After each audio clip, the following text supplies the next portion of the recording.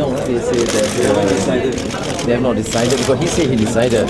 So I asked, is it the decision of the committee or he said yes, consensus. Then Privieges said, look, we did not agree. So okay, if that's what you want, then we ask everybody to leave. Well, let's decide by taking a vote. Of course, the vote will be end vote. So this is even right. What's there to hide? Kita pandangan tak ada apa yang nak risau. Kalau dia buat tuduhan, dia minta penjelasan, kita bagi penjelasan.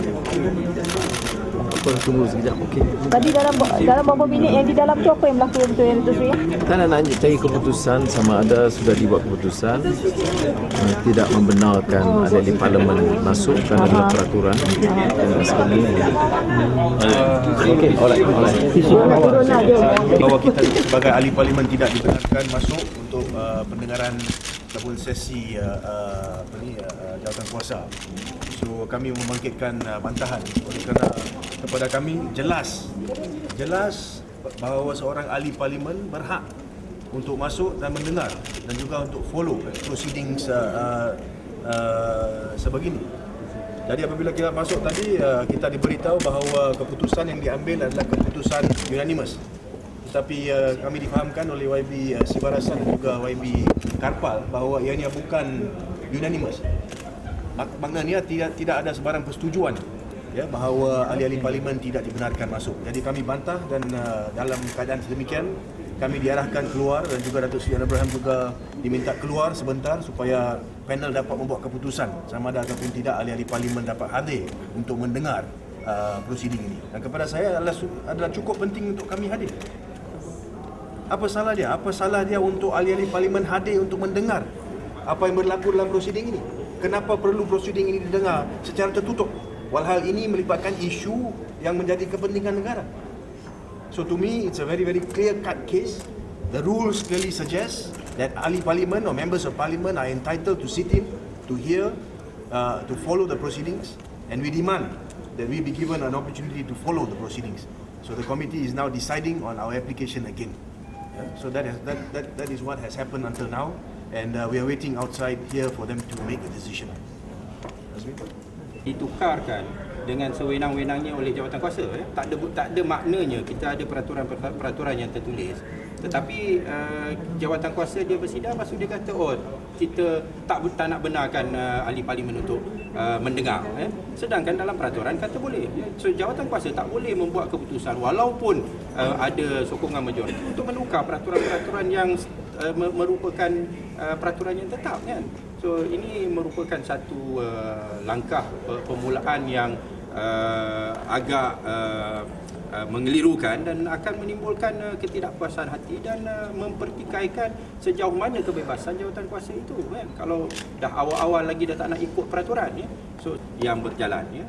Dalam proceeding ni ataupun peraturan ini jelas sekiranya kita mengganggu, kita dengar, kita mengganggu, kita melarang atau menghalang perjalanan tugas jawatan kuasa itu, maka mereka boleh halau kita keluar ya. Tapi untuk kita nak pergi masuk dan dengar, itu merupakan hak kita dan jawatan kuasa tidak mempunyai kuasa bagi saya lah ya, untuk menukar peraturan.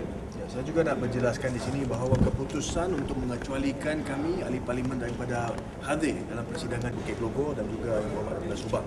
Yang ini satu keputusan yang dibuat kami pada masa ini tak pastilah ya, whether or not it's unanimous or not, but they are deciding because we were informed earlier when we were inside that YB Karpal, YB Sibarasa did not agree to this. So itu menjadi asas atas mana sekarang mereka nak buat keputusan sekali lagi. Setelah mendengar semua yang terlibat berkenaan dengan bantahan yang dibangkitkan. So, kita tunggulah, kita tengok apa yang akan berlaku. Hujah presiden. And I think we as MPs, we should be allowed to sit in so that we can explain to the rakyat what's going on. Because ultimately the rakyat will want to know what happened today. And if we are blocked out from attending and following proceedings, how do we answer? In any event, as I said earlier, this is Parliament. You know, and I think ultimately it is quite apparent that whatever happens here should be made public. I think it's for the rakyat's importance, and I think everybody has a right to know what transpires in these proceedings. You said earlier that the rules allow for. Yes, we have quoted a passage from Erskine May, parliamentary practice, which seems to suggest that members of parliament especially are allowed to sit in, to observe. We're not asking for rights to participate. We are merely asking for rights to sit in, to observe. And as I said before, the reason for this is very simple, so that we can actually come back to the rakyat and explain to them what has transpired. YB, dengan keputusan ni ada tindakan seterusnya yang akan you ambil tak dari segi bantahan bertulis atau apa-apa kepada Yes, I want to find out what actually has happened, what the actual extent of the ruling is. Kerana saya diberitahu secara lisan. We have been waiting here for 1 hour. Yeah, but now we are just told by someone who comes out to say that we are not allowed in. So saya tak tahu apakah butir-butir, apakah alasan yang menyokong keputusan ini. But kepada saya, buat masa ini memang saya tak boleh terima lah keputusan ini. But of course it's a decision made, we have to respect that. So let us see what the decision is. Let me try and get more details before we make a common stand as to what the MPs will do. Because this becomes a precedent.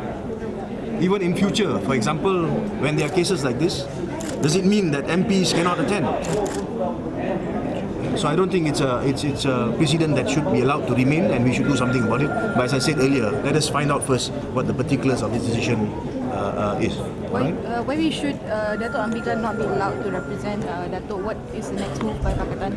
I think let us wait and see. Let us not jump to conclusions. Let us comment on things as and when they unfold. Have MPs ever been prevented from going in? I'm not in a position to say. Before previous cases, huh? I'm not particularly sure. But as far as I'm concerned, we go by parliamentary practice, and the literature on the subject clearly suggests that we are entitled to appear, or entitled to follow the proceedings.